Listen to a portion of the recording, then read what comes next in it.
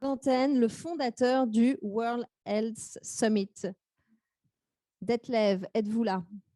Merci beaucoup et bonjour à tout le monde.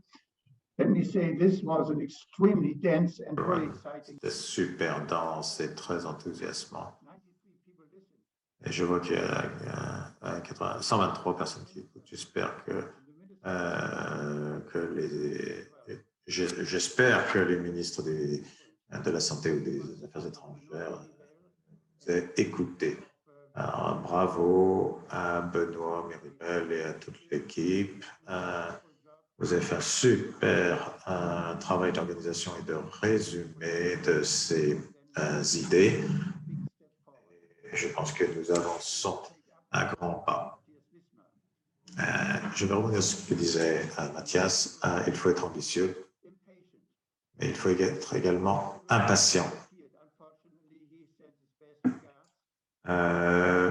Peter Peer est avec le président de la Commission en Afrique et m'a demandé de le remplacer. Et Peter Piot a écrit un livre qui s'appelle Pas de temps à perdre. Les gens nous attendent et ils attendent que les hommes politiques prennent responsabilité. Nous vivons en Europe, qui est une région merveilleuse en paix, une démocratie où les dirigeants ont été élus pour faire ce qu'on leur demande. Et la majorité des démocraties, dans la majorité des démocraties, les gens veulent être en bonne santé, c'est tout. Et la santé, c'est plus que les médicaments.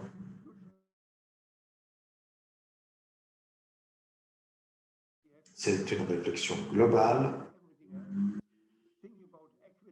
C'est réfléchir à la solidarité, à l'équité, à l'aide aux minorités, aux communautés isolées. Et il faut aller au-delà des frontières, au-delà de l'Union européenne, au-delà de l'Union africaine.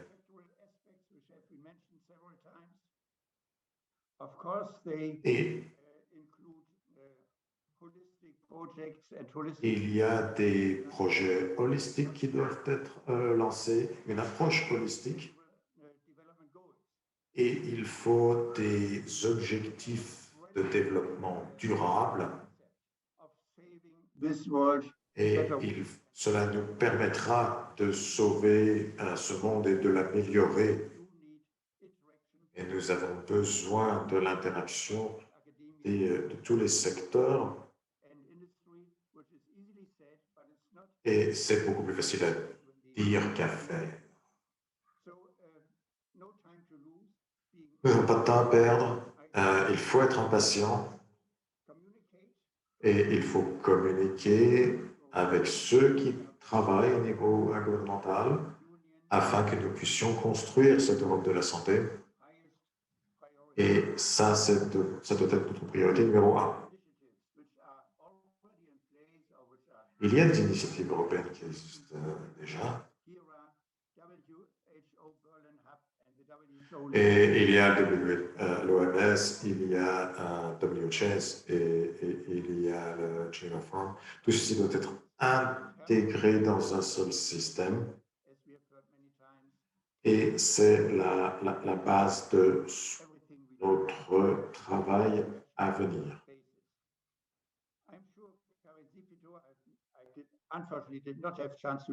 Non, je n'ai pas pu écouter toutes les présentations, mais je suis sûr que tout a été dit. Et il y a des recommandations qui seront faites au niveau européen afin que la recherche soit la priorité. Il faut qu'un Conseil européen de la recherche devrait être la priorité, justement, pour que l'on puisse matérialiser les résultats de la recherche est concentré dans un conseil de surveillance des actions à faire. Il y a différentes institutions qui travaillent à l'international. Si ces institutions internationales se retrouvaient sous l'égide d'une institution européenne avec l'aide des pays et de l'Europe, là, on aurait fait un grand pas. Je le dis parce que cela peut être fait sans attendre les décisions politiques. Cela peut être fait tout simplement au niveau de la science et cela devrait être fait maintenant. Nous avons une présidence française. Je suis sûr que cela aura un stimulus pour cette Europe de la santé. Après, nous aurons la présidence tchèque et la présidence espagnole. Je suis sûr que ces pays apporteront leur pierre à la construction à cette Europe de la santé. Nous avons ce WHS ici à Berlin et effectivement, nous vous invitons à continuer vos efforts pour faire avancer l'Europe de la santé. Je vous remercie de vos efforts à la préparation de ce forum. C'est pour ça que cette initiative, cet élan d'aujourd'hui ne va pas en rester là. C'est ce que va nous dire Ole Peter Otterson. Qu'est-ce qui va se passer maintenant? Next. What's next? Well, the first thing to do is all the recommendations that have. Alors, ce sont les recommandations. Nous avons une superbe liste de recommandations. Alors, évidemment, il va falloir qu'on les passe au tamis et nous allons les présenter ensuite aux décisionnaires. En fait, il faut être un petit peu provocateur parce que ça, c'est une superbe opportunité. En fait, on peut très bien leur présenter quelque chose, mais il ne va pas y avoir de suivi. Il faut qu'il y ait un suivi. Il faut tout simplement continuer à forcer la porte. Et il faut mettre l'accent sur les inégalités. Il faut suivre le rebond de la balle. Il y a des possibilités parce qu'au mois de juillet, il y aura la présidence tchèque et il y a cette réunion au mois d'octobre et puis nous avons la présidence suédoise au mois de janvier 2023 et je peux vous dire que je m'assurerai, je ferai de mon mieux du moins, que pendant la présidence suédoise, nous avancions. Parce que je pense qu'à ce moment-là, prendre ce que nous allons proposer et donc nous saurons comment construire un système européen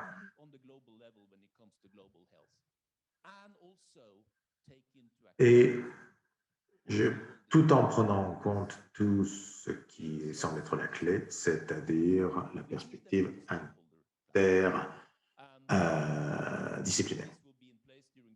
Alors, est-ce que cela sera mis en place pendant la présidence suédoise? Je ne sais pas, peut-être que je suis trop optimiste, mais ceci étant, il faut rester prêt afin que ceci soit bien le début du processus de lancement de l'Europe de la santé. Mais le début d'une grande initiative. Et pour le mot de la fin, je laisse le micro à Benoît Méribel, à l'origine de cette initiative. Merci Edgy, je vais faire très rapide parce que voilà, je remercie les participants, les speakers qui sont restés en ligne. Alors, je suis là pour remercier maintenant parce que tout a été dit et je note surtout le message d'ouverture de Ole Peter vers la suite. Alors, je veux d'abord remercier le réseau Philea parce que c'est le réseau des fondations européennes qui est impliqué et ce réseau est très important. Ils ont déjà connecté avec les fondations suédoises, avec les fondations tchèques, avec les fondations espagnoles qui vont suivre après la Suède pour animer un réseau et permettre aux acteurs ONG, etc., de se rencontrer. Donc là, on avait des fondations partenaires, qui nous a permis d'avoir des moyens de nous organiser. Et je veux les remercier. La Fondation Bouloukian d'abord, la Fondation BNP Paribas, la Fondation Edmus, la Fondation d'Avenir, la Fondation Hippocrène. D'autres fondations sont en train d'arriver pour aider justement la société civile à avoir les moyens de travailler ensemble, encore une fois, parce qu'il y a les besoins. Toutes les organisations qui participent, et d'autres arrivent, je souhaite aussi les remercier. Je ne vais pas les nommer, elles sont trop nombreuses. On est dans une démarche collective, inclusive. Je vais ralentir parce que je pense à Jean-Luc, notre interprète. Si j'accélère un peu trop, ça va être dur pour traduire. On les a cités en ouverture, mais c'est un travail vraiment collectif. C'est une plateforme. Alors, ces convictions que nous avons, partant de nos expertises, nous allons pouvoir les communiquer demain aux maires des grandes villes européennes dans l'événement organisé par le maire de Lyon et ses équipes, que je remercie. Nous les communiquerons également au ministre européen de la Santé jeudi, en présence à l'attention de conseillers au cabinet du ministre de la Santé, et je pense en particulier à Jérôme et Dimitri, et aussi bien sûr à l'ambassadrice Stéphanie Seyou, qui nous suit depuis le début avec OSH Forum et dans cette plateforme. Je voudrais remercier toutes les intervenantes, tous les intervenants qui se sont exprimés avec une problématique, des enjeux et des recommandations. Et je voudrais saluer effectivement en particulier le professeur Detlef Ganten, parce que sans lui, on n'aurait pas lancé ce forum il y a 1 an. Et puis aussi, cette initiative, il est toujours très, très présent. Et puis aussi Babette Simon, Karine Sipido, qui sont là avec Patrick Bertrand, qui ont pu faire le déplacement en live. L'autre sont à distance, et on comprend. Et bien sûr, Ole Peter, qui est très investi dans cette démarche. Et c'est pour nous très encourageant quand on a vu qu'il y avait le potentiel de suivre ça. Parce qu'on s'est dit, aujourd'hui, ce n'est pas un aboutissement, c'est un début. C'est le début d'une démarche. Je salue aussi d'ailleurs les étudiants de Vetagro. Je ne sais pas si on peut les montrer à la caméra, c'est peut-être compliqué, mais ils ont été très patients avec Amandine Gauthier qui les accompagne et qui est très investie dans OSH Forum. Hubert Renz aussi d'Erasmus, qui nous a fait la connexion avec cet étudiant birman, très intéressant. Et puis, remercier aussi notre modératrice, Edwige Coupez, pour la qualité de son animation dans les conditions du direct, ici à la Fondation Bouloukian, où nous accueille Jean-Pierre Clavran et les équipes, et où est abritée la Fondation Une santé durable pour tous. Il y a un autre animateur qui n'est pas loin, c'est Bernard Lavillardière. Il nous a aidés pour le premier lancement du forum OSH. Je ne sais pas s'il est parti, s'il est encore là. Et je tiens à remercier bien sûr maintenant tous les participants, les participantes. Envoyez vos recommandations si vous en avez, si on en a oublié. On va devoir les synthétiser. Et pour ça, on a une équipe d'organisation animée par Marie-Laure Boulot, avec Julia Fournier, Mathilde Cervantes, Léa Simon, Max Claron, qui, vous l'avez vu, est à Londres et qui est très actif sur le forum OSH. Et je voudrais remercier aussi son fond Brian Rudkin, Jacques Ternoir, qui travaillent, qui nous apportent leur expertise pour la formalisation des recommandations. Voilà, ils ont travaillé tout le week-end. Voilà, Bernard Lévillardière qui est ici. On fera une photo parce que c'était le premier animateur du OSH Forum avec Edwige Coupez. Bonjour. Voilà, on va mettre Edwige au milieu, peut-être, hein, ça sera plus. Voilà. Donc, j'en étais pour terminer mes remerciements. À remercier, voilà. Ben, je crois que j'arrive au bout. Si l'équipe technique, bien sûr, voilà, qui a fait un très bon travail. L'équipe donc de Artcast Médical. Merci à vous pour cette diffusion. Voilà, donc maintenant, il vous reste à enregistrer que nous sommes dans Take Global Responsibility, Think Health Globally, No Time to Lose. C'est 3 formules importantes et on le fait ensemble. Suivez-nous pour les recommandations qu'on va porter. On a besoin d'être encouragé, de faire ça collégialement. C'est ouvert, on continue. Merci. Et peut-être le mot de la fin à toi. Alors, et merci à tous d'avoir suivi cette conférence. Je crois qu'on pourra la retrouver sur le site de OSH Forum en replay. Voilà, si vous voulez reprendre certains passages. Merci à tous.